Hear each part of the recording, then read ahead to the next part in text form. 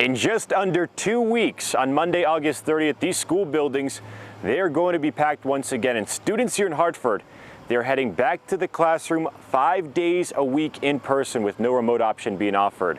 But the district is taking all of those measures to keep everybody safe. So of course, that does mean masks are going to be mandatory for both students and staff. And here are 5 other things that parents need to know for the upcoming school year. Hartford students pre-K through 8th grade will remain in cohorts. So the cohorting is every single day. So they're in the same group all the time, right? They're going to sit and lunch together. They're going to have their seating charts in the classroom. And again, that's because we know that the vaccine, right, is not available. It's not available yet to our younger students. And so that is a mitigation that we're putting into place at the lower grades. A little different at the high school. 1, because vaccines are available, and 2, because high school students have a variety of courses that they have to access, and so it's harder to keep them cohorted. Schools will have the ability to test students for COVID-19.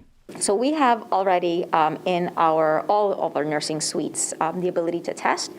Students that are symptomatic do get tested in school, and we will continue to partner with our local health department to offer what it is that you're describing: access, easy access, routine access.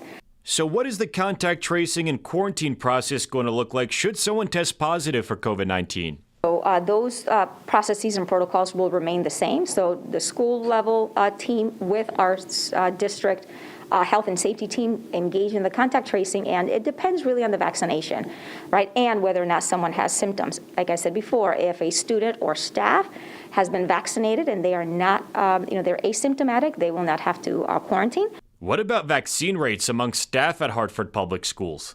We have about 3,600 staff, and 70% of our entire staff are vaccinated. When it comes to teachers, 81% are vaccinated. So as you can see, there's still a gap there.